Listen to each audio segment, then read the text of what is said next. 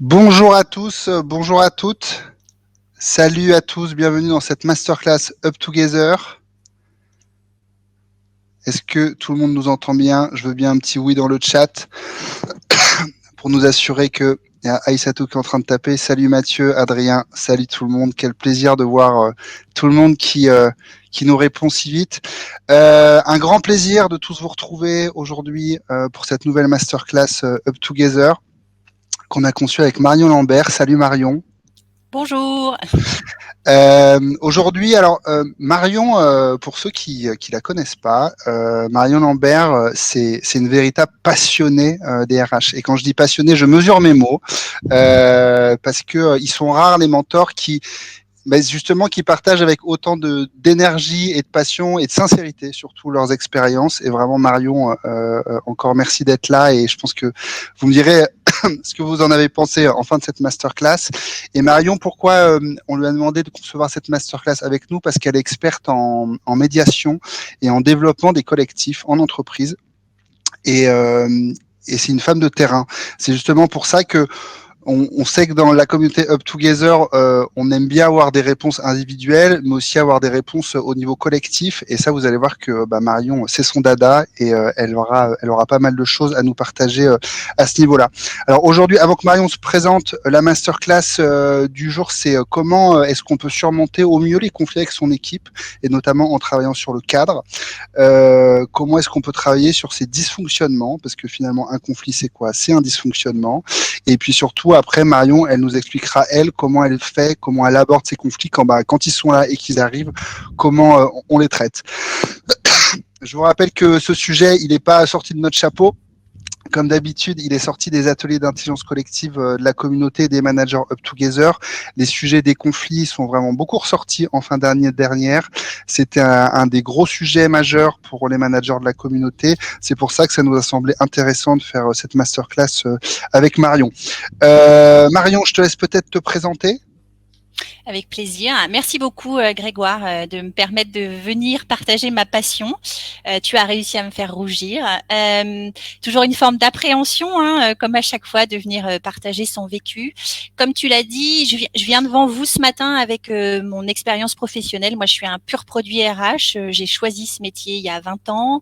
J'ai eu l'occasion d'évoluer dans différentes structures. Donc, ce matin, je vais vous partager un point de vue qui est celui, voilà, de mon vécu en tant que manager et des formations, donc des choix que j'ai choisi, des formations que j'ai choisi de suivre, puis un peu des orientations qui sont les miennes. Donc très tournée vers la systémie, on aura l'occasion d'en parler, voilà, de mon travail personnel, voilà. Donc mes propos, ils n'engagent que moi et ce que j'ai tenté, réussi, pas réussi sur le terrain, et je suis ravie de le partager avec vous ce midi. Merci Marion. Pour commencer, on va prendre la température de la salle. Vous savez que les masterclass Up Together, elles sont toujours très interactives. Donc dans le chat ou dans l'onglet questions qui est à droite pour ceux qui connaissent pas Livestorm, posez-les. Vraiment, on les prendra au fil de l'eau. Je m'en chargerai et on va publier quelques sondages pendant cette masterclass. Et je viens de vous en pousser un premier. Et je voudrais que vous réagissiez sur cette petite phrase. Les conflits, c'est la vie.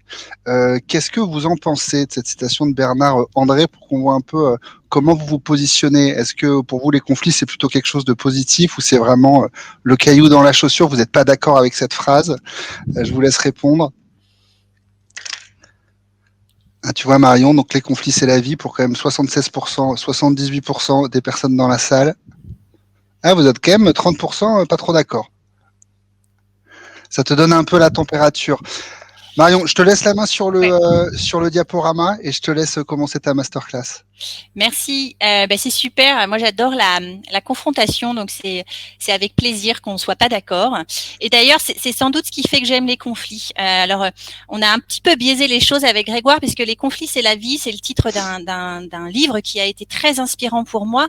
Et en dessous, c'est écrit oser les désaccords et avancer quand même. Donc voilà, les conflits, c'est aussi accepter finalement de ne pas être d'accord. Et j'aurai l'occasion de revenir un petit peu sur cette idée de la différence peut-être entre un conflit, un affrontement. La nuance, c'est quand même la question de la violence. Avant de rentrer dans comment on surmonte des conflits, on va peut-être revenir sur finalement la genèse de tout ça et ça sert à quoi de poser un cadre. Pour ça, je vous propose de partir un peu dans votre imaginaire, de prendre votre vélo, de votre trottinette, votre voiture ou encore vos pieds et de partir à l'aventure sur la voie publique sans, alors vous imaginez que vous n'avez aucune indication sur les règles de circulation qui prévalent, sur les priorités, etc. Vous n'avez jamais mis les pieds sur la voie publique et je vous laisse imaginer en quelques secondes ce qui va se passer selon vous. Donc on n'a pas le temps d'échanger, j'en suis déçue, mais je pourrais imaginer que ça va vite être compliqué pour chacun de nous parce qu'on va se lancer sur les trottoirs, etc. En partant de notre vision du monde, du fait que pour nous faut peut-être attendre que la voiture passe ou la trottinette, etc. En clair, ça va sans doute pas être très simple. Donc en collectif, ce qu'on a trouvé dans notre société, mais dans beaucoup de sociétés du monde, on a eu un début de réponse. On a commencé à poser des panneaux de signalisation et autres indications lumineuses sur la voie publique, ce qui nous aide grandement à prendre des repères quand on se déplace, etc. Donc il y a les stops, il y a les sens interdits. Et en même temps, c'est un premier niveau d'indication. Mais si vous n'avez jamais suivi de leçons de code ou fait de petites expérimentations, comme le font les enfants du primaire avec une bicyclette, ça risque peut-être quand même d'être délicat. Vous allez arriver devant un sens interdit, vous allez vous demander ce que c'est. Pourquoi je vous raconte tout ça Parce que finalement, poser des panneaux sans qu'on ait pu échanger sur la signification de tous ces panneaux, c'est un bon début, mais c'est sans doute pas suffisant. Toute cette entre guillemets cette métaphore autour de la circulation, de la signalétique auquel on est soumis les uns et les autres, je la trouvais sympa pour entrer en matière sur la question de l'importance de poser des cadres sur les différentes étapes qui sont requises pour que ça soit possible. Donc finalement, si on vous avait tous, des fois on nous dit on va poser un cadre, spontanément, moi je vois bien quand je travaille avec des équipes, il y a un petit truc négatif qui s'allume en nous, ça va être enfermant, privateur, on met un cadre, c'est lourd, etc. Et puis ce que j'ai envie de partager avec vous ce matin, c'est que le cadre il a d'autres vertus. D'ailleurs, pour le cinéaste, c'est l'espace qu'il donne à ses acteurs, donc c'est un espace d'expression artistique. Pour le peintre, c'est quand même l'endroit où il va pouvoir exprimer tout son art. Pour les footballeurs, et quand on dit qu'il a bien cadré, généralement c'est un truc super positif. Donc voilà, ce cadre il a une vertu. Il permet l'expression libre. C'est une zone d'apprentissage. J'ai envie qu'aujourd'hui, ce matin, j'allais dire, on le regarde un peu différemment. Il a quelques effets. Si on revient sur la circulation routière, je pense que la première vertu du code de la route, c'est de nous mettre les uns et les autres en sécurité. L'autre vertu, c'est que il pose un cadre de respect. Si on n'est pas d'accord, à un moment, tout a été prévu. Grosso modo, tout a été prévu pour savoir qui est prioritaire, qui ne l'est pas, etc. Et il fluidifie le trafic, les flux, les interactions, etc. Et puis surtout, je pense les uns et les autres qu'on connaît normalement les sanctions qu'on encourt si on respecte pas le cadre. Donc ces effets-là, ils vont nous permettre si on transpose cette situation à la vie d'une équipe, de mettre en valeur certaines choses qui semblent essentielles. Et qui ont quand même vertu à ce que chacun trouve sa place, chacun sache un peu quelles sont ses marges de manœuvre, s'il est respectueux ou pas de ce qui permet la vie en collectivité. Si demain, pour l'anecdote, je suis partie de chez moi pour rejoindre Grégoire et ma rue, elle est en sens unique. Et il y a une personne qui arrivait en face de moi, complètement à sens interdit, et je lui ai fait des appels de phare, etc. il avait sans doute suivi le code le code, il avait son permis de conduire, et voilà, il avait à un moment loupé la marche. Et c'est moi, Marion, haute automobiliste, citoyenne, qui lui ai indirectement redonné un petit peu le cadre. Et ça, c'est une anecdote, hein, mais vous allez voir, ça marche dans la vie d'une équipe. Comment chacun est garant du cadre, parce que tous à un moment, on peut ne pas avoir un sens interdit. Alors Marion, d'ailleurs, on a posé la petite question, est-ce que vous avez un cadre clair avec votre équipe? C'est intéressant de voir qu'il y a quand même 62% des répondants. Il y a un cadre qui existe qui est plutôt clair, mais il y a pas mal de zones d'ombre. Donc voilà, et il y a quand même très peu de personnes qui n'en ont pas du tout, donc ça c'est plutôt une bonne nouvelle. Et il y a 30% qui ont un cadre extrêmement clair, donc ça voilà, c'est chouette. Donc je pense que c'est cette notion, le cadre inexistant, je pense qu'il n'existe pas ou peu. Il y a quand même, là il y a d'autres répondants, on passe à 14% qui n'ont pas de cadre, mais c'est peut-être justement que toi que tu nous indiques que tu te focuses bien sur ces fameuses zones d'ombre où on peut se prendre les pieds dans le tapis. Voilà, donc sur tes conseils sur ça. Ok. Alors peut-être rapidement, parce que si vous avez une grande majorité un cadre, c'est que vous avez bien à l'esprit que, comme on vient de le voir, c'est ce qui met de la sécurité. Ma conviction, c'est que le rôle premier d'un manager dans une équipe, je sais qu'il y en a beaucoup autour du PC ce matin, c'est de mettre en protection son équipe. Et puis, vous allez avoir une masterclass sur l'autonomie. La première marche pour être en autonomie, c'est de se sentir protégé.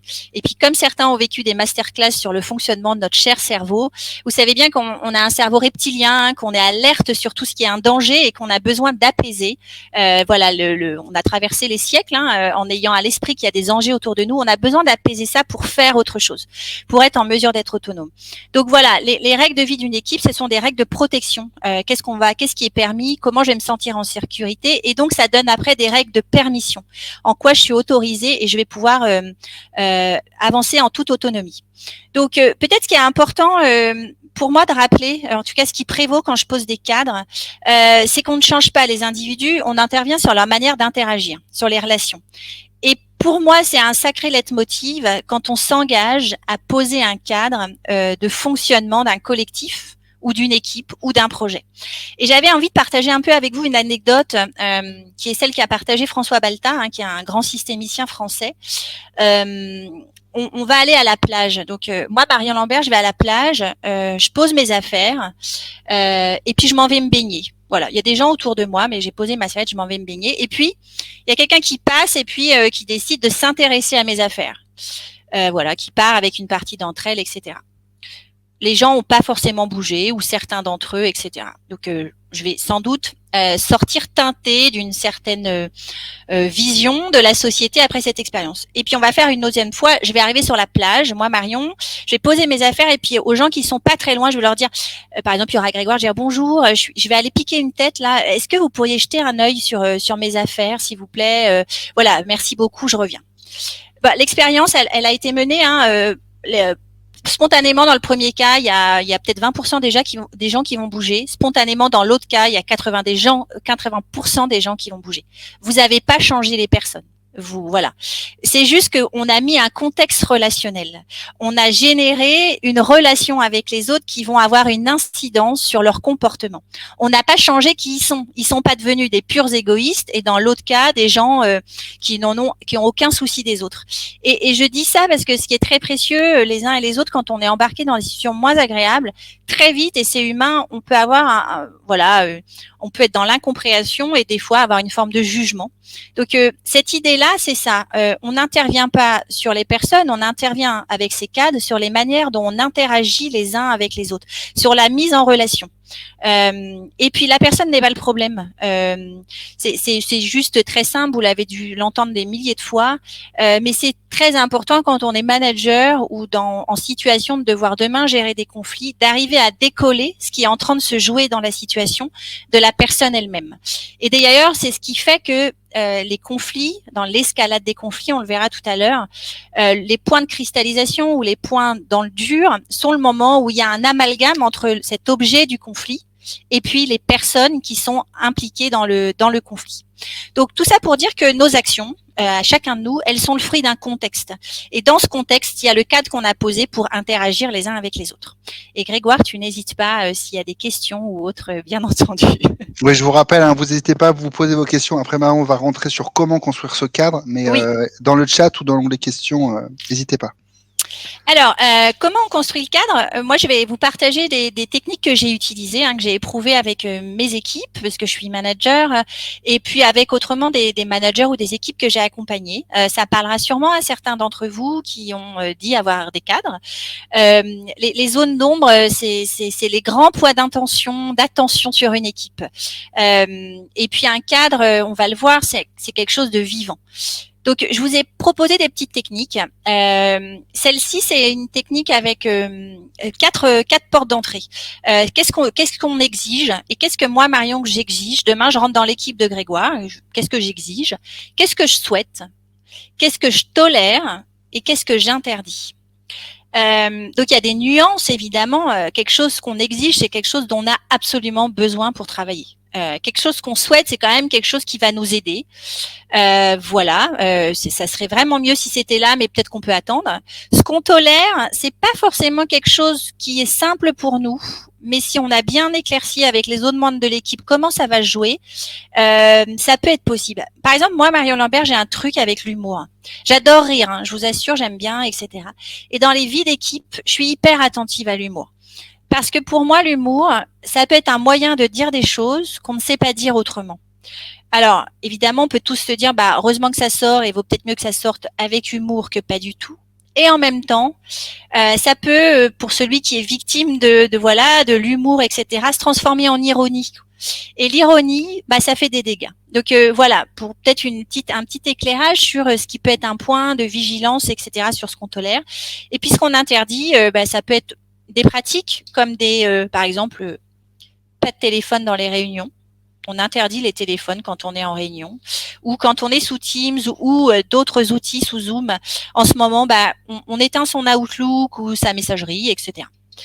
Peut-être en termes de déroulé, ce qui est précieux, c'est que il y a toujours un travail individuel.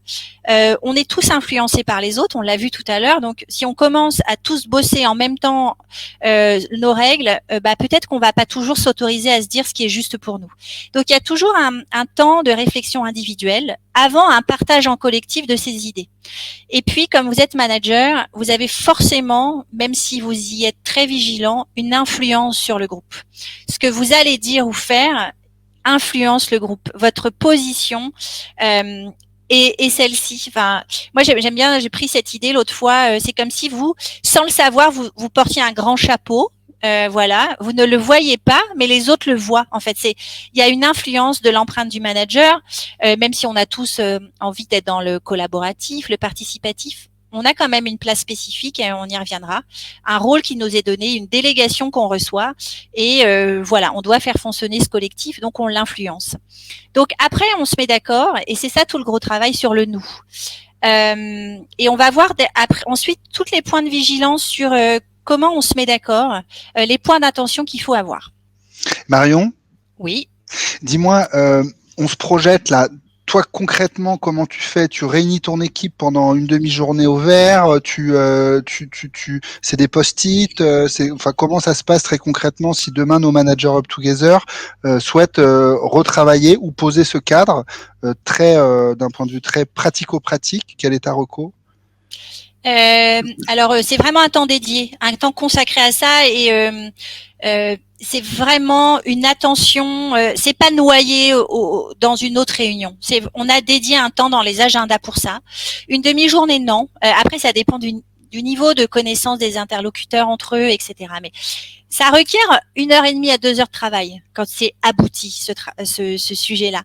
Oui, les post-it c'est super. Alors désolé pour la planète et puis mais maintenant avec les outils, on peut tous faire des tableaux virtuels. Donc voilà, on prend soin aussi de notre planète, mais c'est un moment dédié. Sanctuarisé où il faut poser un cadre pour que chacun s'exprime. Vous le savez bien, dans la vraie vie des équipes, il y a des gens qui spontanément prennent la parole et d'autres moins. On le verra, le rôle du manager, c'est d'aller chercher chacun dans son expression. C'est d'éviter tous les mots valises. Moi, je veux besoin de confiance, Grégoire. Ok, mais ça veut dire quoi la confiance pour Marion Lambert? Ça se concrétise comment? Ça veut dire qu'elle a besoin de quoi dans les relations, etc. On a tous besoin de confiance, on a tous besoin de bienveillance, on a tous besoin de respect. Mais tout ça, ça se creuse, ça se bosse. Ça veut dire quoi concrètement? Ça va jusqu'à dire, ça veut dire qu'on a besoin de quel temps dans notre vie d'équipe? Quand est-ce qu'on se revoit pour voir si ça a fonctionné, ces règles, etc. Donc oui, Grégoire, on prend un temps dédié, au vert si possible, tous ensemble dans une salle sans masque, c'est mieux parce que vous le savez, hein, la difficulté actuellement, c'est comment moi, manager, j'arrive à décrypter le non-verbal. Parce qu'on communique avec son non-verbal énormément, c'est la grande majorité de notre communication. Donc c'est le mieux, de prendre un temps dédié à ça. Voilà, 1h30, 2 heures.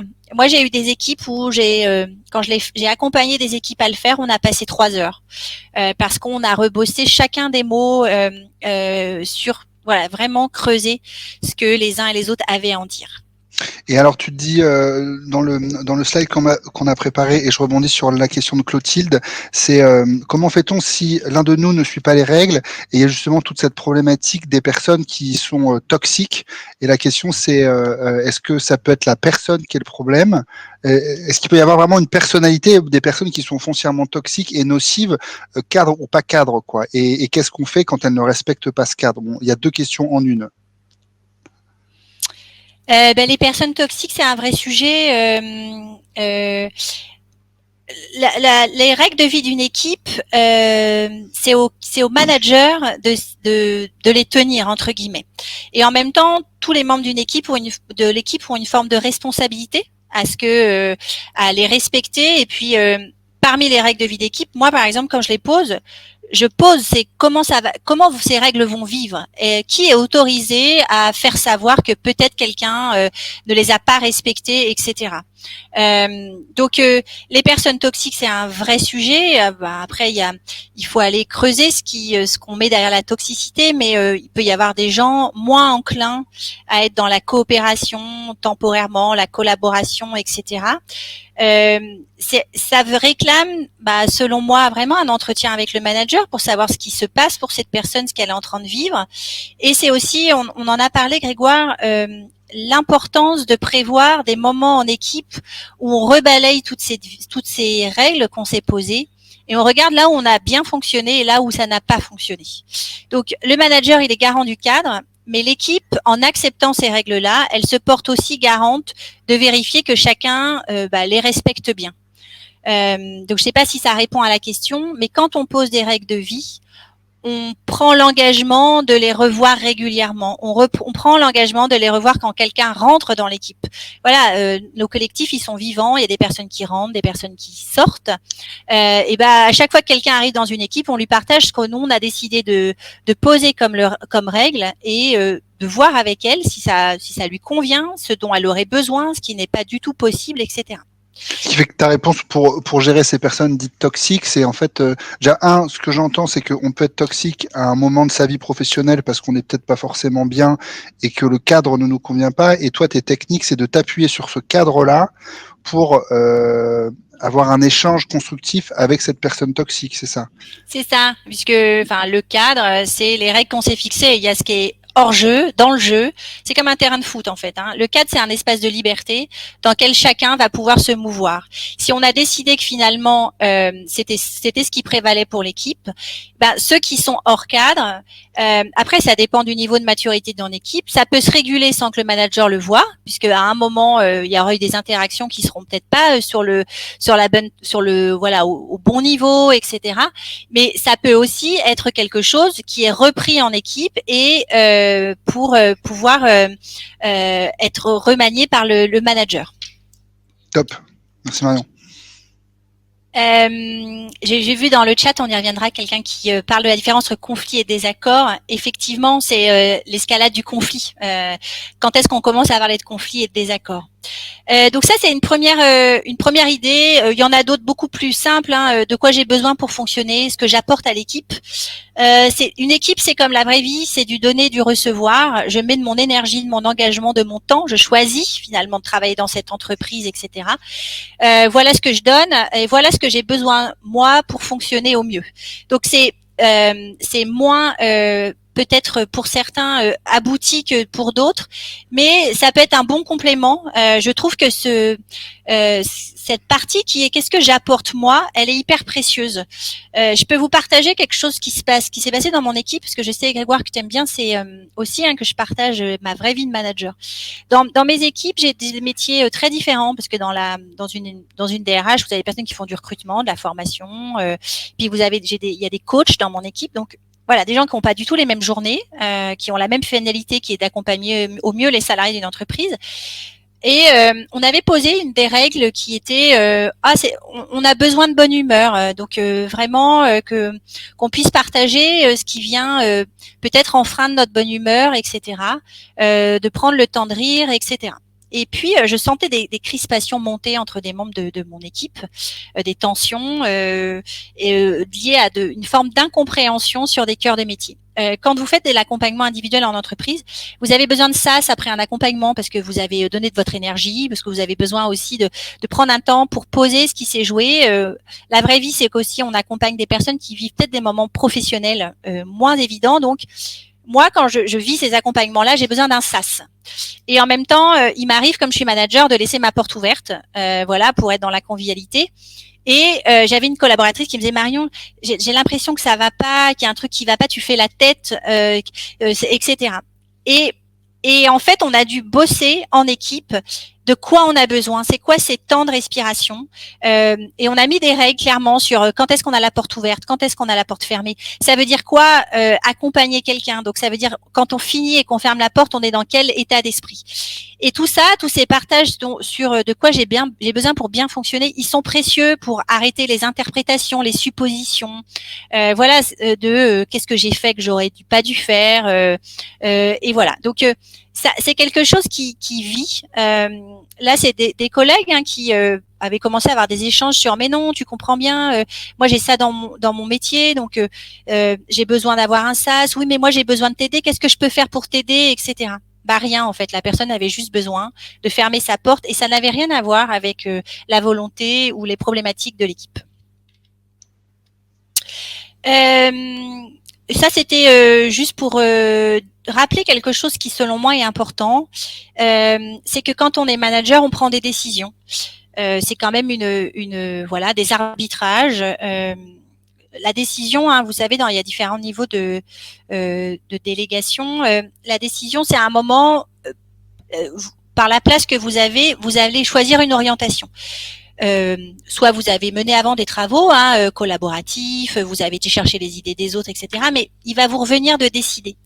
C'est hyper important dans une équipe de parler de cette phase-là, à un moment, moi, Marion, je vais décider. Ça va être mon rôle. Ça sera peut-être pas la bonne décision, mais vous devez quelque part me donner votre confiance sur le fait que c'est mon job. Ça met en confiance tout le monde. Déjà le manager, parce que quand on décide, on a besoin de la loyauté de ses collaborateurs. Ce qui peut être peut-être préjudiciable ou pas très agréable, c'est quand on entend des membres de notre équipe aller discuter avec d'autres secteurs. Non, moi j'étais pas du tout d'accord avec Marion, c'est n'importe quoi, etc. Moi, ça me dérange pas qu'on ait ces discussions, qu'on soit pas d'accord. Les désaccords, c'est vraiment important dans les équipes, ça fait avancer. Comme on l'échangeait, Grégoire, les regards, ils sont précieux pour faire avancer les problématiques. C'est aussi précieux des fois d'avoir des gens novices, comme tu me le disais, qui connaissent pas ton métier. Mais à un moment, quand il aura fallu décider, voilà, c'est le job du manager. Il a cette place-là. Ça vient aussi questionner sa légitimité. Donc, quand on pose des règles de cadre alors un cadre, donc oui, je suis d'accord, c'est les règles de vie d'une équipe. Pour moi, c'est de ça dont on est en train de vraiment parler. On pose aussi cette place du manager, le rôle qu'il a, comment il va jouer son rôle de manager, comment il va décider, quelle information il va redescendre quand il aura pris des décisions, etc. On a une question de Charles justement sur la prise de décision. Marion, c'est à quel type de dispositif de décision pensez-vous ?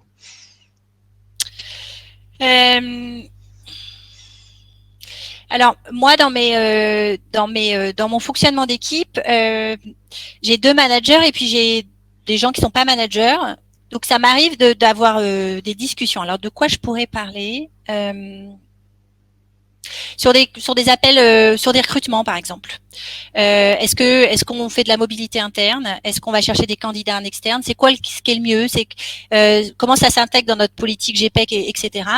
À un moment, je vais avoir des débats avec mon manager sur ce sujet-là.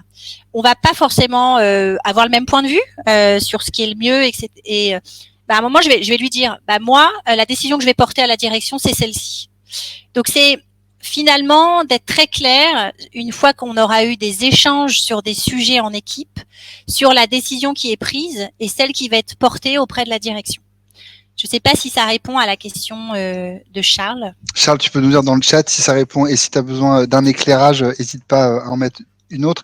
Et il y avait un autre sujet qui était abordé par Alexandre et par Greg qui sont en train de chatter ensemble. Est-ce que tu connais l'outil rétrospective, Marion, pour travailler justement sur ce qui a fonctionné ou pas fonctionné dans le cadre qui est posé pour éviter les conflits? Ça te parle ou pas? Alors, sous ce jargon-là, non. C'est en gros, c'est ce qu'on doit continuer, ce qu'on doit arrêter. Oui, ok, je vois. Tu vois, avec l'étoile, là. Est-ce que c'est des choses que tu utilises? Oui, bien sûr. Enfin, oui. Alors moi, je le parlais pas sous ce nom-là, mais c'est les outils de la méthode agile. Oui. Qu'est-ce qu'on arrête? Qu'est-ce qu'on continue? Qu'est-ce qu'on tente? Voilà, exactement le mode Scrum. Oui, bien sûr, et évidemment. Et je l'ai pas spécifié, mais ça peut être un moyen de travailler une rétrospective à 3 mois. Moi, je le fais. Je sais que ça va être une de tes questions, Grégoire. Au moins 2 fois par an dans mes équipes, on regarde les règles de vie et on se dit qu'est-ce qui a fonctionné, qui a pas fonctionné, qu'est-ce qu'on tente de nouveau, etc. Donc bien sûr, et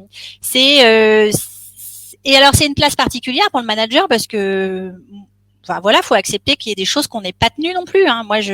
Ou des demandes spécifiques qui soient posées dans ce cadre-là. Super clair, merci beaucoup. Mais c'est marrant parce que tu dis 2 journées, donc ça veut dire qu'en gros, tu as quand même entre une journée et une journée et demie qui est consacrée par an avec ton équipe à ça. Mais en fait, tu te dis c'est un investissement, mais quand tu vois tous les conflits qui n'auront pas lieu grâce à ça, il y a quand même un retour sur investissement qui est assez précieux finalement. Oui, parce que à travers ces règles de vie, je m'intéresse à l'autre en fait. Alors voilà, c'est ma marotte, mais je pense qu'on a tous besoin de sentir qu'on a une place dans un collectif, que on a tous besoin d'être respectés dans ce qui fait notre altérité, nos différences. Ce cadre, il a aussi vocation à pouvoir exprimer ce qui est important pour chacun de nous, ce qui va faire qu'on va être en mesure ou pas de contribuer au max de nos possibilités, de notre énergie. Donc, ces règles de vie, c'est des temps de vie d'équipe, c'est des temps où on bosse comment on est en relation. Et pour moi, ça veut tellement dire, c'est comme c'est une extraction de tout le reste. C'est qu'est-ce qui se passe quand on bosse nos règles, on donne à voir un peu quelle équipe on est. Si tu vas dans la vie, dans un temps d'équipe, Grégoire, que ce soit le mien ou un des managers qui est là, tu vas participer en tant qu'observateur à de quels débats ils ont lieu, qu'est-ce qui est important pour eux, etc.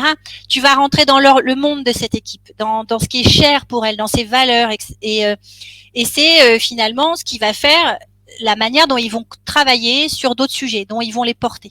Alors moi, c'est sans doute encore plus exacerbé parce que je bosse dans les RH, j'embarque dans mes fonctions tout ce qui a trait à la qualité de vie au travail, donc les compétences, les postures managériales, l'organisation du travail. Donc, les relations, les manières dont on interagit, elles sont au cœur de tout ça.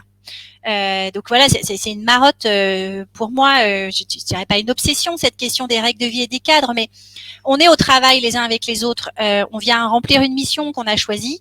C'est chouette, des fois, on va tisser des relations plus personnelles avec d'autres. Et vraiment, il y a des gens avec qui on va avoir une affinité. Voilà, c'est la vraie vie. On rencontre plein de gens qui restent des amis au travail. Mais au final, on a quand même un job à exercer. Ces règles de vie, elles permettent de nous dire, à un moment, surtout pour le manager, pour pas trop s'empêtrer dans les relations interpersonnelles qui peuvent être délicates des fois. Voilà quelle est notre règle de fonctionnement pour atteindre ces objectifs-là, pour qu'on rende le service qui est attendu de notre équipe. Tant mieux si on s'entend bien, mais il y a aussi des cadres. À un moment, moi, manager, je suis tenue d'atteindre les objectifs. Donc, je vais poser dans mes règles de vie ce qui est essentiel au bon fonctionnement du secteur. Ouais, avant que tu nous partages tes points d'attention, moi quand je t'entends, je trouve que ce dont on a peur quand on est manager, c'est peut-être d'enfoncer des portes ouvertes et qu'en fait, de temps en temps, c'est bien de rappeler peut-être certaines évidences au-delà des cadres, tu vois, mais que peut-être qu'aussi on se dit, on n'ose pas en tant que manager rappeler certaines règles qui peuvent nous paraître évidentes, mais qui le sont pas pour le collectif. Je sais pas ce que tu en penses. Oui, mais les évidences, c'est chouette. Moi, je trouve qu'un biais en entreprise, d'ailleurs, on le voit tous quand on arrive dans une nouvelle structure, hein. C'est comment ces règles de vie, on passe de l'implicite à l'explicite. Sachant que dans les conflits, on le verra, il y a beaucoup d'implicites, il y a beaucoup de non-dits. Donc, l'enjeu, tant mieux si on enfonce des portes ouvertes, tant mieux si on est tous d'accord, tant mieux si derrière le respect, on y met tous les mêmes choses. Par exemple, le fait que, et surtout en ces temps de digital, hein, les mails, c'est 48 heures pour les lire. Il n'y a pas d'urgence par mail. Et c'est important de le poser parce que autrement c'est pas possible. J'ai écrit à Marion, j'ai écrit 4 fois en 2 jours, mais elle lit pas mes mails. On rentre dans une chaîne d'interprétation possible qui peut être plus ou moins toxique, hein. Donc moi je dis les portes ouvertes, c'est pas grave. On ne crée rien quand on pose les règles de vie, tout est déjà là.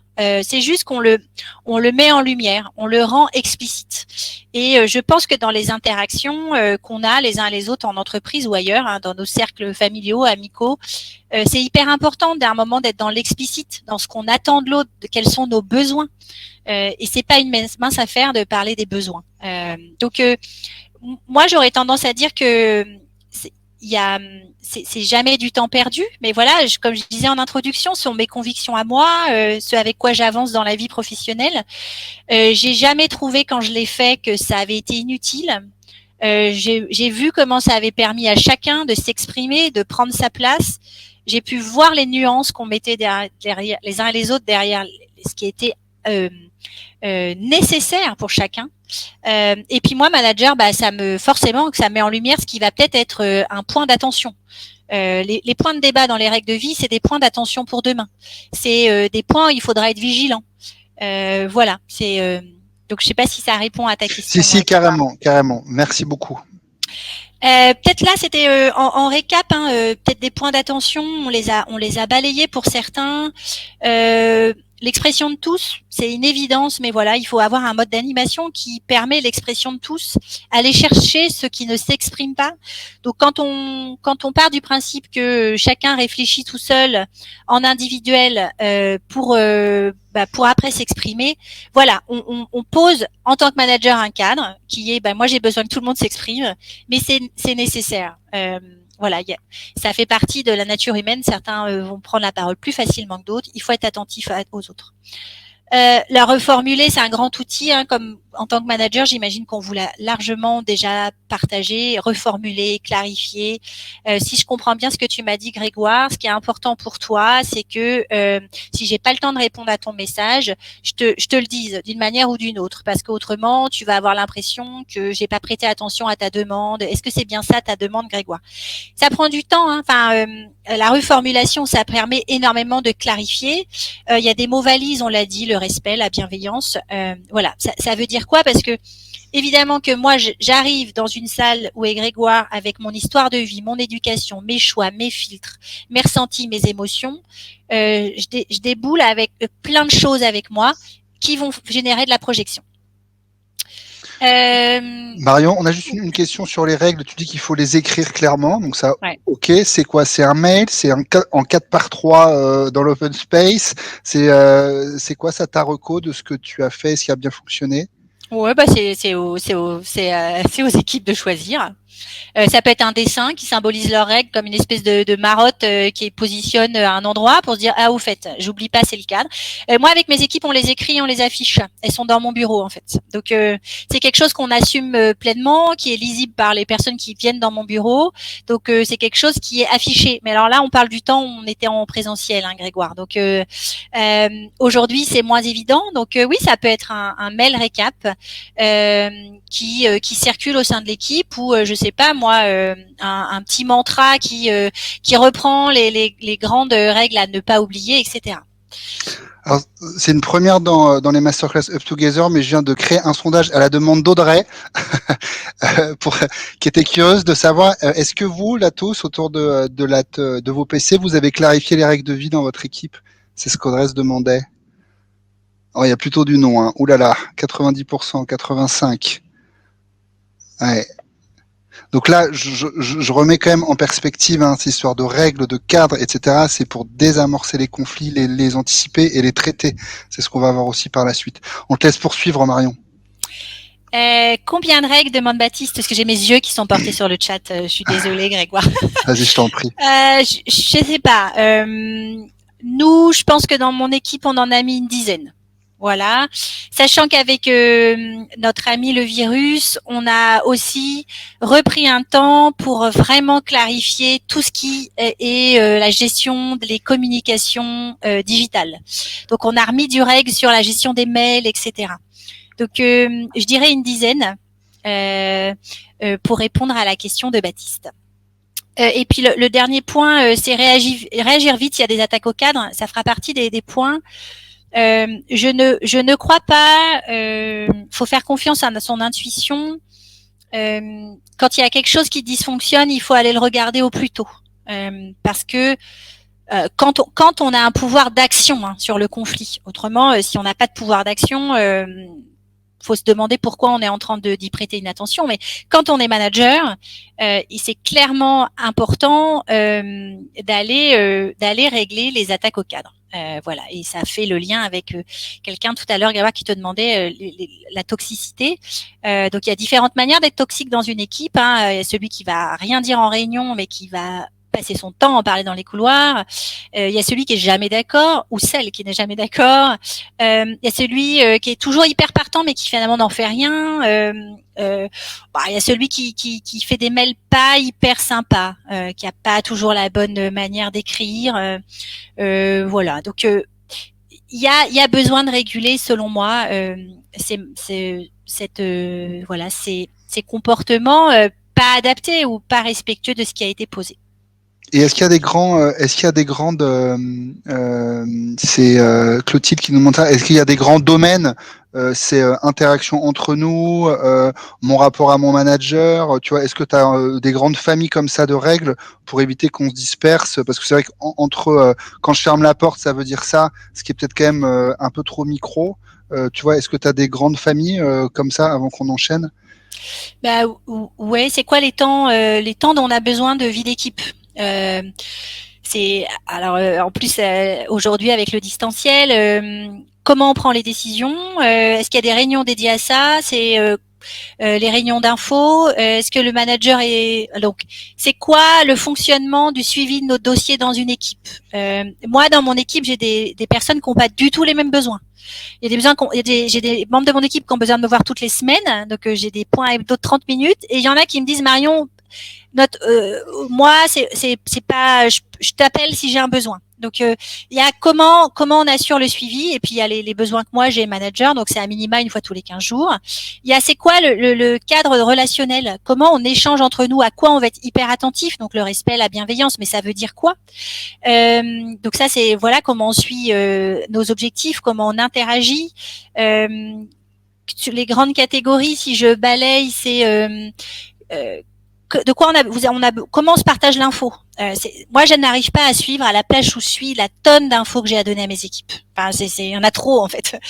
Donc, je leur ai dit, on fera une réunion de département tous les 2 mois où je vous donnerai toute l'info possible. Dans l'intervalle, je vous ferai passer les infos que j'estime essentielles pour le suivi de vos sujets. Si les infos vous arrivent par d'autres voies, c'est pas grave entre guillemets, mais moi Marion, je pose le fait que entre guillemets, je veux pas qu'on me reproche de pas avoir été chercher cette info. C'est mon job de faire le filtre, etc. Voilà, ça peut être ces catégories-là. Top, merci beaucoup. Les groupes, oui, groupe projet, groupe équipe, ouais, à partir du moment où on travaille ensemble, oui, dans mon parcours, j'ai travaillé dans une société informatique, donc je vois bien. Pour moi, j'avais dit, il y a une forme de hiérarchie dans les vies des équipes. Un manager reçoit délégation du directeur pour assumer une forme d'autorité. C'est pas un vilain mot, l'autorité bien incarnée, c'est pas de l'autoritarisme. Et dans les équipes projets, dans les groupes projets, il y a une autre forme de hiérarchie qui se met. Et pas simple, parce que c'est une forme de fonctionnement transversal.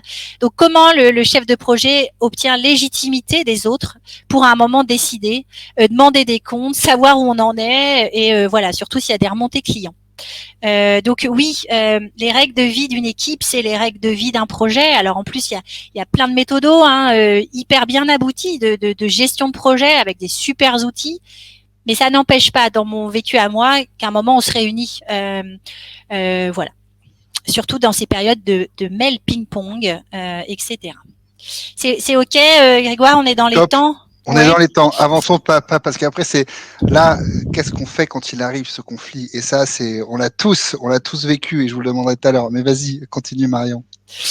Peut-être que ce que je voulais toucher du doigt, et on en a un petit peu parlé, Grégoire, c'est l'importance que moi je vous parle de votre place de manager.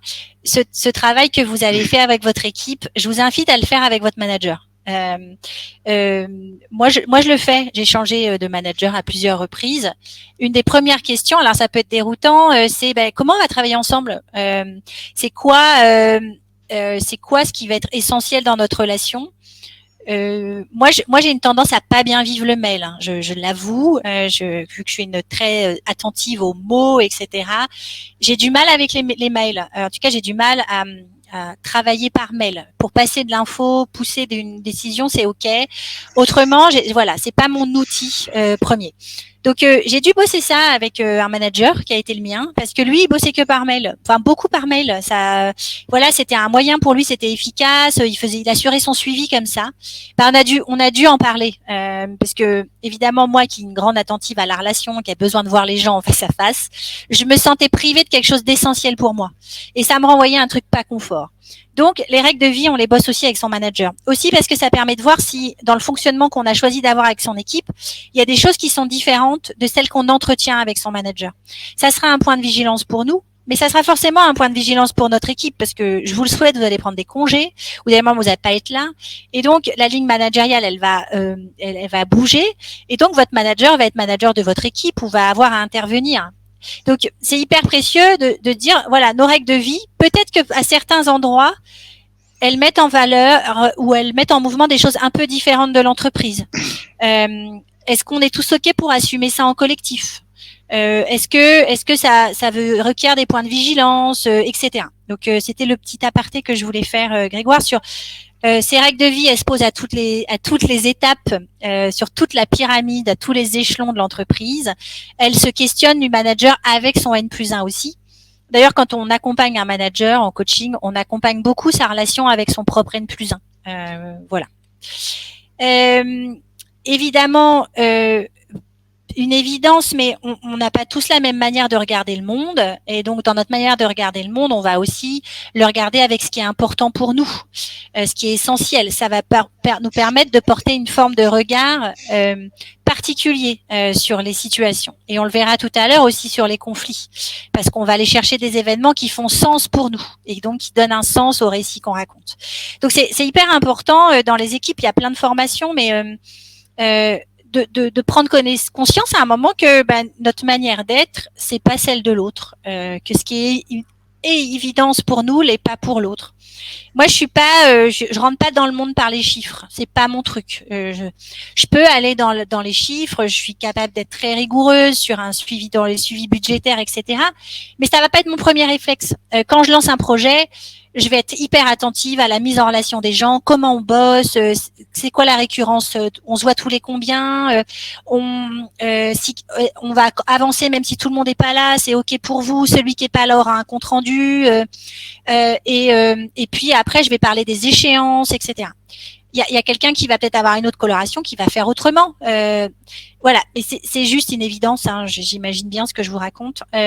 Il faut connaître ça, et puis du coup, il faut connaître son propre fonctionnement, parce que si je sais mieux comment je fonctionne moi, voilà, je vais mieux accueillir l'autre. Je vais mieux accepter aussi mes parts d'ombre, les choses où j'ai à progresser, les choses moins fluides. pour peut-être savoir que si on vient me chercher à cet endroit-là, bah, je vais avoir tendance peut-être à réagir fortement ou à potentiellement surréagir. Top. Toujours bon de le rappeler, même si c'est des évidences. Je fais le timekeeper, Marion. Il nous reste 25 minutes. Super. Voilà. Alors, et quand ça dit... Alors, attention, là, j'ai une question à poser à nos participants, Marion. Comme ça, tu peux prendre une petite gorgée d'eau. On voulait vous demander justement si vous avez vécu, enfin, est-ce que vous avez déjà été impliqué justement personnellement dans un conflit, ou si vous l'êtes maintenant. Alors par le passé ou je suppose que si vous êtes là, Marc, ça doit vous parler, mais ok. Donc il y a quelques personnes un peu médecine chinoise, ils l'ont pas encore vécu, mais moi, ce que j'aimais beaucoup quand on parlait de conflit avec Marion, c'est qu'elle me parlait de dysfonctionnement. Et c'est vrai que voilà, il faut se dire que voilà, on a juste un système qui existe et qui dysfonctionne. Ouais, donc quand même, 85% des personnes ont été au cœur d'un conflit, Marion. Donc il va y avoir du vécu pour que tu puisses partager sur qu'est-ce qu'on fait quand ça dysfonctionne.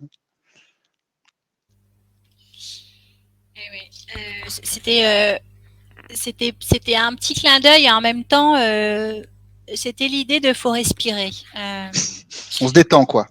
Ouais, alors se détendre quand on est dans un conflit, c'est bon, c'est un peu comme t'es énervé. Si je te disais de calme-toi, tu vas me dire non mais elle plaisante.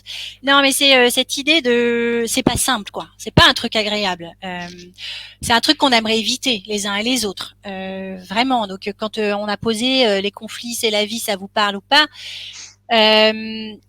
Moi, c'est parce que j'ai choisi comme porte d'entrée de voir le conflit comme un dysfonctionnement. Tu l'as dit, un désaccord.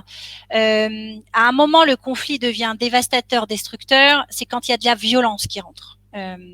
Et là, on parle d'affrontement. Alors, c'est des choix que moi je fais. Hein. Grégoire a parlé de ce livre de Bernard André sur les conflits, c'est la vie. Quand je dis j'aime les conflits quand ils permettent de la confrontation, quand ils permettent de discuter de désaccords, parce que je trouve qu'ils font avancer les collectifs. Quand vous bossez des règles de vie et que les gens sont pas d'accord, vous avez devant vous un grand boulevard pour regarder ce qui est important pour les gens. Je suis pas en train de dire j'aime que les gens soient violents les uns envers les autres, pas du tout. Enfin, c'est important que je le redise parce que donc c'est ce qui est beau dans la confrontation, c'est que il y a de la confiance. Moi, je parle beaucoup en tant que manager du fait que j'aime la confrontation. J'ai besoin qu'on vienne me chercher quand je prends des décisions ou quand j'ai sur des débats. J'aime bien les gens qui sont pas d'accord avec moi parce que ça me fait bouger. Voilà, donc quand on rentre dans un autre cadre qui est pas ce moment de désaccord, etc. Voilà, donc débattre sans conflit, ce n'est pas pensé. Moi, je dis juste, voilà, faut prendre soin de soi. C'est pas un truc sympa. Voilà, c'est pas un truc agréable dans la vie de manager. Et en acceptant ce rôle, on accepte que ça arrive et ça va arriver, même si on a tout bien posé, etc. C'est important de le dire. C'est vrai qu'on s'est dit, bon, si on a fait le job du cadre et tout, pourquoi il y a un conflit qui arrive? Alors, on va rentrer entre nous, managers, et l'équipe ou dans l'équipe. Mais toi, ce que tu dis de ton expérience et de ton expertise, c'est ça va arriver. Donc, on respire et on le traite. C'est ça. Après, je vous ai mis ce petit clin d'œil, hein, cette citation que vous connaissez, vous avez vu plein de fois. Voilà, c'est quand même que communiquer, c'est pas une mince affaire. Il y a ce qu'on dit, il y a comment l'autre le reçoit, il y a ce que je dis pas et que je transpose en non verbal. Bref, déjà être en relation avec l'autre, c'est ouvrir un boulevard au fait qu'on a la possibilité peut-être de pas se comprendre. Voilà, c'est encore une évidence. Et c'est pour ça que j'ai insisté très lourdement sur la question de la reformulation, de clarifier. Voilà, moi j'ai des tics de langage. Hein, si j'ai bien compris, Grégoire, si j'ai bien compris ce que tu veux me dire, est-ce que c'est ça? Je me vois faire et ça me fait rigoler, mais parce que dans mes qualités et dans mes défauts, je suis hyper réactive. Donc je pourrais voilà partir sur un mot et allez, ça y est, on monte en escalade. Les racines possibles d'un désaccord, on a des points de vue différents. Par exemple, moi Grégoire, il va me dire Marion, on va faire une masterclass, c'est hyper important pour moi que tu mettes de l'ambiance chaleureuse, qu'il y a une ambiance conviviale.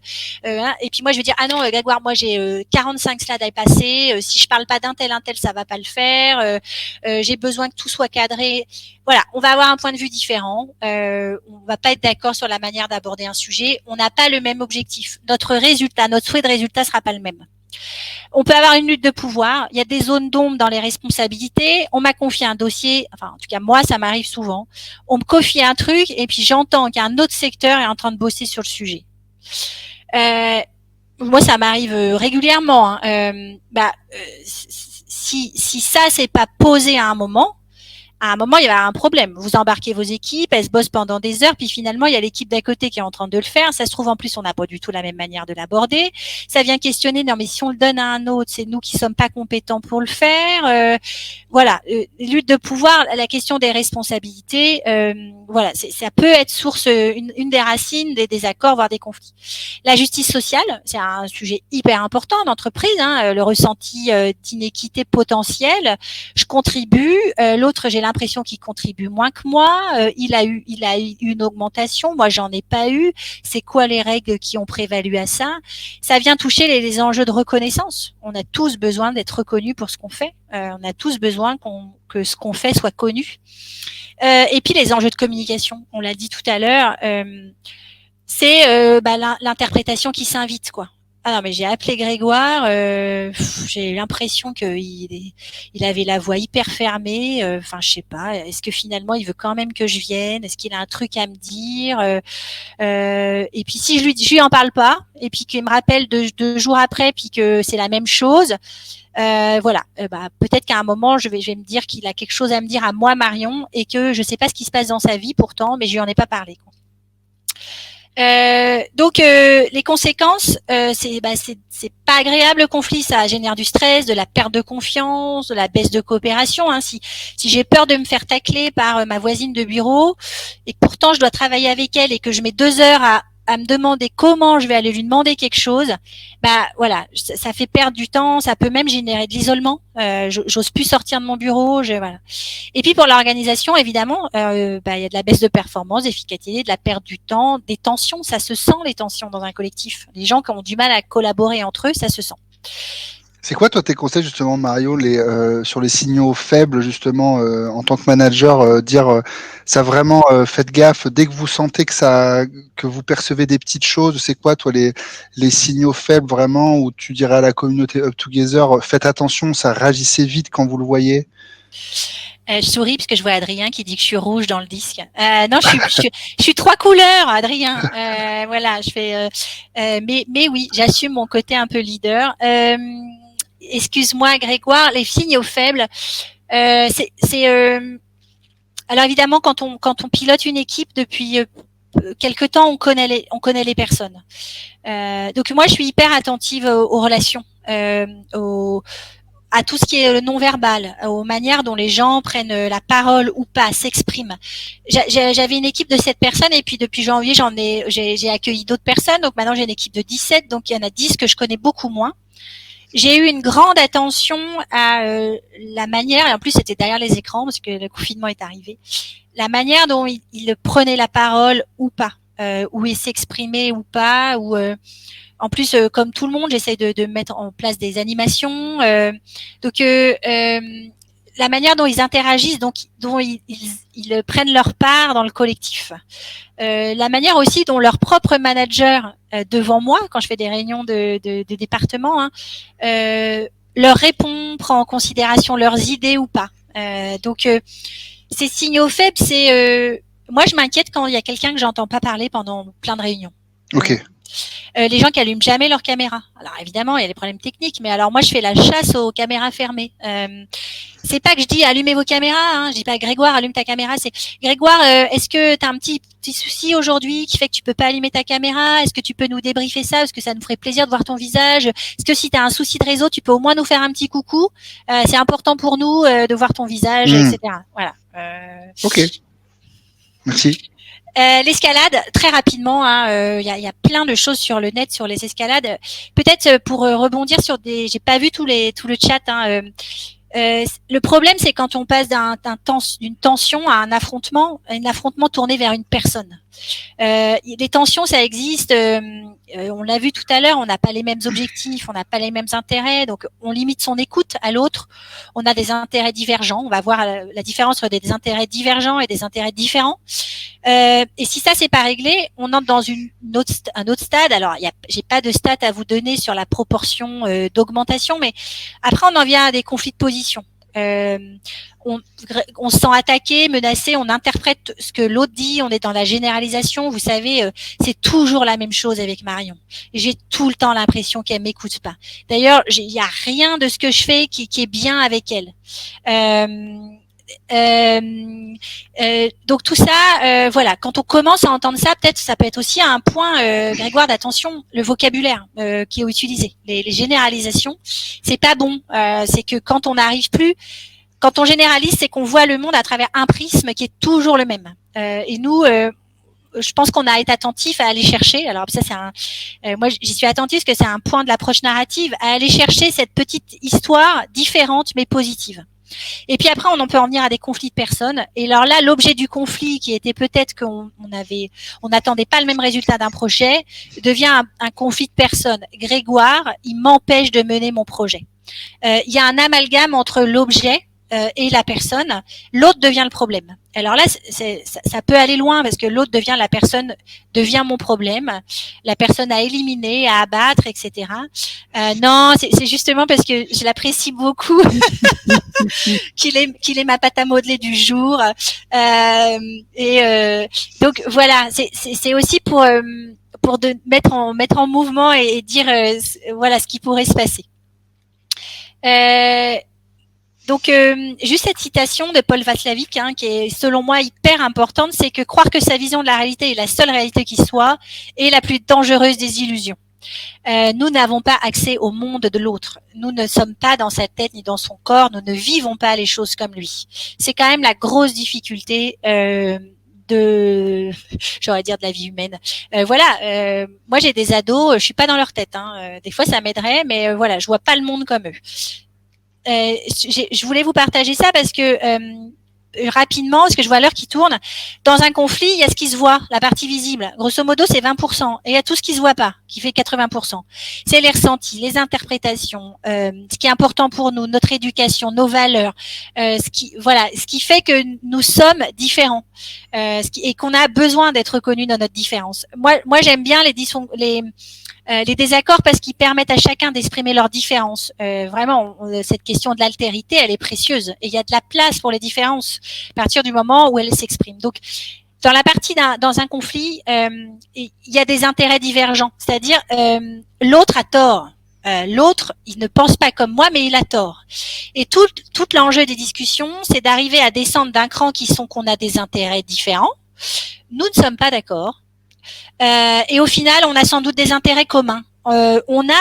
On doit renouer le lien pour sortir de ce qui nous oppose. On a à y gagner. On a à y gagner pour notre propre santé mentale, psychique, et sans doute pour la vie du projet ou pour atteindre l'objectif. Mais tout ça, c'est un cheminement, et je vais accélérer, Grégoire, peut-être. Donc là, comment je fais Concrètement, alors quand il arrive et qu'il se pose là, et c'est vrai que toi c'est quoi? Alors là, encore une fois, c'est très personnel, c'était technique. Quand ça arrive entre deux membres de ton équipe. Moi, alors je vous dis, je fais ce que je vous ai dit, ce petit temps de pause, c'est-à-dire quand ça arrive, manager, moi j'ai besoin de prendre un temps de recul pour pas surréagir. Donc de prendre un temps pour poser les faits. Tels qu'ils m'ont été ramenés à moi, Marion. Donc faire un peu mon calendrier de la situation. Après, je reçois chaque personne en individuel pour qu'elle m'exprime ce qu'elle vit dans cette situation. Et on verra après. Je vous ai mis la méthode DESC, mais c'est-à-dire c'est quoi les faits. Qu'est-ce qui s'est passé pour elle? J'ai reçu tel mail, il y a eu telle réunion, j'ai pas été conviée là. Et puis qu'est-ce qu'elle a ressenti, qu'elle a vécu? C'est quoi les besoins qui n'ont pas été entendus pour elle? Pour essayer après, une fois que j'ai rencontré chacun, d'évaluer c'est quoi les racines de ce désaccord, ce qui fait que ces deux personnes-là en viennent à avoir une relation qui dysfonctionne. et après je les reçois ensemble en fait. Et c'est là où je disais je rappelle ma place. Moi je suis manager. Donc je suis impliquée, hein, je suis dans le système. Donc je rappelle ma place qui est d'être gardien aussi du cadre, d'avoir besoin qu'on trouve des solutions à ce qui a dysfonctionné entre elles, qu'elles puissent en échanger. Donc moi je vais être là pour leur permettre de s'exprimer en toute confiance, avec bienveillance, mais que voilà, on va trouver des solutions à ce qui a fait qu'on en est là, pour pas que ça se reproduise demain. Et puis, puisque je sais que ça sera une de tes questions, Grégoire, je surveille ça évidemment, ton manager. Donc, on se revoit dans un mois et on voit ce qui a bougé pour vous, comment ça va. Et comme je suis dans l'équipe, si au bout d'une semaine, je vois que ça s'est escaladé, je reprovoque une rencontre, je revois les gens. Et donc ma posture, c'est je suis sincère quand je fais ça. Enfin, vraiment, je me dis que j'accueille l'autre avec sa vision du monde. J'interroge mes propres ressentis, mes opinions. Évidemment que il y a des choses qui vont venir à l'esprit si j'ai des collaborateurs qui vont pas bien. Des fois même, je vais pas comprendre que ça ait pris ces proportions. Je vais me dire mais c'est pas possible. Pourquoi ce mail il y a autre chose ou etc. Je passe de l'implicite à l'explicite, c'est-à-dire j'essaye d'éclairer par des faits ce qui s'est passé. J'essaye de suspendre mon jugement. Je peux pas ne pas juger. J'essaye d'accueillir ce que l'autre est en train de vivre, parce que si j'ai besoin que demain il soit en confiance pour partager ses solutions, faut que j'arrive à accueillir ce qu'il va me dire, ce qui serait peut-être une évidence pour moi ou quelque chose dont j'ai pas besoin. J'écoute. Alors là, j'imagine qu'en tant que manager, vous avez suivi des formations. L'écoute, c'est quand même un truc super dur. Hein. Voilà, écoutez. Je reformule, je valide. Est-ce que j'ai bien compris et s'accorder du temps et accorder du temps. Le fait de recevoir ces collaborateurs qui sont en désaccord, je les reconnais dans ce qu'ils vivent. Et c'est essentiel pour moi. Je leur donne une place. Je les reconnais quand ils réussissent, mais je les reconnais aussi quand ça cafouille. C'est mon job de manager de leur dire ok, qu'est-ce qui se passe je fais pas comme si ça n'existait pas, etc. Quand je suis manager impliqué, parce que c'est pour moi, Marion, c'est mon job de faire quelque chose. Voilà. Juste maintenant, je me permets de couper. Il nous reste 8 petites minutes, donc posez vos questions, c'est maintenant. Il reste plus que 2 petits slides à Marion. On a une question sur comment est-ce qu'on traite les tensions si elles se déroulent entre managers pendant les réunions hebdo. Donc voilà, devant tout le monde, notamment des frustrations liées à des orientations prises. Et comment tu échanges avec les personnes alors a posteriori, c'est une question, peut-être pendant la réunion. Donc comment toi tu gères ça, Marion ?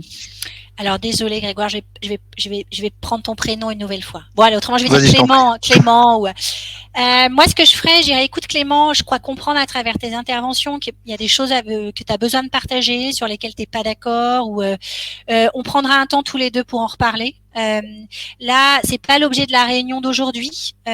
Donc voilà, je te propose qu'on trouve un temps là dans les 48 heures. On reparle de ça ensemble et puis on reviendra avec le collectif pour partager ce qui nous a semblé essentiel à travers ce qui se passe, de partager s'il y a besoin. Donc j'accueille ce qui se passe. Je fais pas comme si ça n'existait pas, parce que voilà, après c'est des questions de résistance. Hein. Si je fais comme si Clément il disait rien, le pauvre il va peut-être continuer. Donc plus il va résister et plus ça va prendre de la place. Mais je ne le traite pas en collectif. Sauf si j'ai un collectif de 15 et que j'ai l'impression que c'est le besoin de 10 personnes. Donc voilà, si quand je dis à Clément, écoute Clément, on va prendre un petit temps pour en reparler, et que là il y a des gens qui disent ah ouais mais Marion moi aussi j'ai besoin, etc. Donc je leur dis écoutez, je crois qu'on a un sujet sur ce point-là, c'était pas prévu à l'ordre du jour de la réunion, je cale ça dans les agendas. Voilà, j'ai besoin qu'en amont de cette réunion, vous prépariez ce qui n'était pas clair pour vous, là où, etc. Donc je prends en considération ce qui est apporté, mais je le traite pas en direct. Et avec transparence et sincérité, super cool. Et il y a une autre question, il y a pas mal de questions autour de, en gros, mais c'est peut-être ton slide suivant, c'est quand toi tu es impliqué, c'est comment je gère quand le problème c'est mon manager. Ça, il y a pas mal de sujets sur ça. Et l'autre, c'est comment on fait quand une des personnes qui est au cœur du conflit est totalement silencieuse et et qu'on est dans un mode où la personne n'est pas constructive, quoi. Donc là aussi, j'ai 2 questions. Donc, un, c'est comment on fait quand en face de soi, on a une personne qui tourne en boucle et qui dit, je sais pas, je connais pas la solution, et on sent qu'elle veut pas avancer. Ouais. Et alors, si on est en rendez-vous individuel ? Par exemple, ouais. Ouais. La personne, elle doit avoir. Moi, je pars du principe. Alors, ce qui est différent, ce qui est difficile, c'est que je suis manager et je fais du coaching. Donc, quand vous êtes coach, vous avez un amour inconditionnel pour votre client. Donc, tout ce qu'il fait, il a de bonnes raisons de le faire. Ça, c'est voilà. Si vous-même vous avez été coaché, etc. Quand on est manager, on n'a pas cette position-là parce que à un moment, bien sûr qu'on a besoin d'accueillir l'autre dans sa différence, mais on a besoin de résoudre ses dysfonctionnements. Donc moi, face à une personne qui est très silencieuse, je vais pas lâcher le truc en fait. Donc je vais peut-être lui dire, écoute Clémentine, on avait prévu aujourd'hui de pouvoir échanger sur ce qui fait que la situation est délicate pour toi. Aujourd'hui c'est pas possible d'entendre exprimer, donc on va remettre un temps. Donc on se revoit dans 3 jours et je te demande d'arriver avec 5 possibilités pour toi de sortir de la situation, dont 2 complètement loufoques, complètement farfelues. Mais voilà, moi ce que je te demande, c'est de réfléchir à ça. Si c'est pas le bon cadre, que ça soit avec moi aujourd'hui, c'est pas grave. Par contre, je te demande de le faire pour dans 3-4 jours. Et c'est là où je disais, c'est l'autorité du manager, c'est que il faut quand même trouver des solutions. Alors, c'est toujours délicat, Grégoire, de partir d'une situation sans connaître la genèse du sujet. C'est peut-être évidemment, hein, j'imagine que la personne l'a fait, c'est ce dont elle aurait besoin pour arriver à ce que parler en toute confiance. Qu'est-ce qui fait que pour elle c'est pas possible d'exprimer des solutions? Est-ce que c'est parce qu'elle pense qu'il y a absolument aucune possibilité que ça évolue? Rien du tout. Et donc je travaille avec elle dans les faits. Qu'est-ce qui fait qu'elle ne voit plus aucun espoir? C'est-à-dire, est-ce qu'il n'y a pas un petit truc quand même sur lequel on pourrait aller commencer à tisser un fil, etc. Super clair, top. Et l'autre question, c'était... Mais je pense que tu pourras peut-être la traiter avec ton dernier slide, qui est comment toi tu gères quand tu es au cœur du conflit en tant que manager, que ce soit avec ton N+1 ou avec quelqu'un de ton équipe d'ailleurs. Alors ça, c'était juste je la montre, mais c'est la méthode desk. Hein. Vous trouverez plein de trucs sur la toile, sur le desk. C'est la méthode. Hein. Et d'ailleurs, vous verrez, ça reprend beaucoup la méthode du codev. Le codev, c'est un super process, que c'est très clair. D'abord, on parle des faits, rien que des faits. Après, on clarifie la problématique et après, on partage des solutions. Et le desk, c'est ça. Enfin, un peu modifié, mais c'est quoi les faits? C'est quoi ce que j'ai vécu? C'est quoi les solutions? Et surtout, là où le manager a un rôle, c'est quoi les solutions et les engagements que chacun prend? Et c'est quoi ce qui se passe si on ne fait rien? Donc, est-ce que tout le monde se sent bien conscient que si on se passe rien, je suis responsable du fait qu'il y aura des conséquences? Et c'est là où manager, nous, on est porteur d'une autorité, donc il y a des choses qu'on n'accepte pas dans notre collectif. Donc, quand on est manager, soi-même impliqué dans un truc dysfonctionnant avec un collaborateur, c'est moins simple parce que soi-même, on est dans le système ou dans la relation qui dysfonctionne. Donc, ça demande clairement beaucoup de prise de recul ou de hauteur de vue sur ce qu'il y a de nous-mêmes qui fait que la relation dysfonctionne. Donc, moi, j'ai tendance à faire un desk un peu adapté, c'est-à-dire d'échanger avec mon collaborateur sur est-ce que tu peux me partager les faits, les choses qui pour toi étaient pas OK ces derniers temps. On partage nos ressentis, nos besoins, etc. Donc, on peut faire un desk adapté. On peut aussi prendre conseil auprès des RH de notre structure. C'est hyper éclairant d'avoir un tiers. Moi, Marion, des fois, je peux ne pas voir mon fonctionnement. Enfin, j'ai besoin que quelqu'un vienne regarder ce que j'ai fait. Donc, les RH ou le codev, c'est quand même un super endroit pour avoir le retour de ses pairs, etc. Autrement, il y a un outil que j'avais partagé il y a 1 an que j'aime bien moi. Je propose à mon collaborateur de se mettre à ma place. Je dis, voilà, on va imaginer, Grégoire, que voilà, t'es mon manager. On revit la situation. Je te propose de me mettre à ma place, en fait. Qu'est-ce que t'aurais fait? Comment ça serait passé pour toi? Voilà. Donc, j'invite à mettre à ma place. J'aime bien ça parce que déjà, moi, je vais prendre sa place. Et donc, ça peut être éclairant. Ça peut être un bon moyen de regarder ce qui se passe pour l'autre, de nuancer son regard. Moi, j'ai des gens dans mes équipes, ils n'ont jamais été managers. C'est quand même un truc qui est à l'épreuve des faits, le management. Hein. Donc, c'est comme plein de choses qu'on n'a pas faites, ça peut nous paraître très compliqué ou une évidence. Donc voilà, et si tu te mettais à ma place, qu'est-ce que tu aurais fait de différent? Qu'est-ce que tu aurais envie de me dire? Qu'est-ce que tu voudrais que je fasse, Grégoire? Super intéressant. On arrive, il nous reste 1 minute, Marion, pour ceux qui doivent aller déjeuner ou voilà. Je vous ai mis dans le sondage et c'est plus pour ceux qui souhaitent être invités à la prochaine masterclass qu'autour de l'autonomie. Dites-le nous avant de partir. On va prendre une dernière question et on peut prendre 2 minutes pour ceux qui souhaitent rester. Marion, c'était Mathieu qui nous demande comment fait-on quand on est nouveau manager suite à une promotion par exemple et comment affirmer sa légitimité dans le cas d'une résolution de conflit entre deux de ses collaborateurs qui j'imagine étaient là avant qu'on arrive. Ah ouais, alors ça c'est un cadeau un peu empoisonné quoi. Enfin entre guillemets, on a un boulevard de candides parce que on est entre guillemets vierge de ce qui s'est passé avant et en même temps on récupère quelque chose. Quand on est nouveau manager, certains ont comme pratique et moi de faire des entretiens un peu de découverte. Donc j'imagine que cette personne a peut-être eu ou vu se jouer. On est légitime parce que par la force des choses, on nous a demandé de piloter cette équipe. Donc il y a un travail à faire soit pour se sentir à l'aise avec ce qui va se faire. Mais moi, je reprendrai un peu la situation. Peut-être ce qui va être délicat, c'est de revenir sur des faits ou sur des besoins qui peut-être datent. Donc peut-être j'aurais tendance à dire aux personnes, qu'est-ce qui est ce à quoi moi, manager, je dois être hyper attentif en ce moment sur cette relation, de quoi ils ont besoin, finalement ils me donnent à moi des clés de lecture. Donc je leur retournerai la question. J'arrive, je peux sentir que peut-être la relation est pas évidente. Qu'est-ce que j'ai besoin de savoir et de quoi? Qu'est-ce que vous voulez me demander? Qu'est-ce que j'aurais besoin de faire? On en prend une petite dernière avant le déj de Clotilde. Est-ce que tu peux nous conseiller des formations en médiation et gestion de conflits?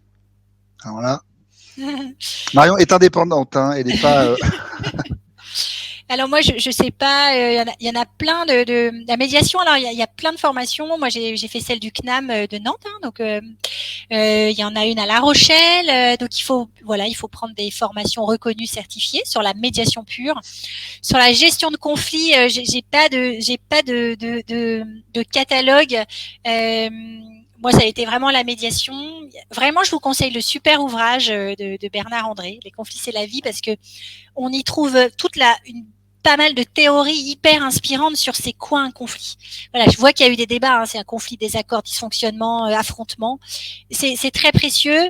Moi, j'ai beaucoup appris aussi à gérer les conflits en me formant à la systémie, c'est-à-dire en apprenant à regarder les systèmes, les relations se jouer, alors après ça parle de moi, mais en bossant beaucoup sur moi, sur ce qui fait que je peux être génératrice de conflits sur certains aspects ou pas, enfin mes points de vigilance. Alors pour info et pour ceux qui, parce que je sais, il y a beaucoup de managers de la communauté Up Together, mais il y a quelques invités. Les ateliers d'intelligence collective Up Together sont justement des ateliers où on travaille sur la systémie et sur la compréhension des différents enjeux pour travailler sur soi-même et sur l'ensemble du système. Donc voilà, ça peut être aussi une option si des gens ne sont pas dans la communauté. Marion, te remercier, un grand merci. On a eu plein de super interventions. Merci à tous. Une question qu'on pose à tous les mentors Up Together et je te laisse 1 seconde pour y réfléchir. C'est si tu devais donner un seul et unique conseil à nos managers, ce serait laquelle? Lequel d'ailleurs? De cultiver son intuition, de se faire confiance, et de prendre soin de soi. Vraiment, c'est de la tarte à la crème, mais si on prend soin de soi, on peut prendre soin des autres. Donc, il faut se préserver du temps en tant que manager. Quand je dis j'ai mangé les secondes, mais respirer avant de, vraiment, c'est pas un job facile. Merci beaucoup Marion. Merci à tous d'être venus et rendez-vous le mois prochain pour la masterclass d'Artus de Longmarck sur comment gagner en autonomie avec son équipe en faisant du management collaboratif. Ciao tout le monde.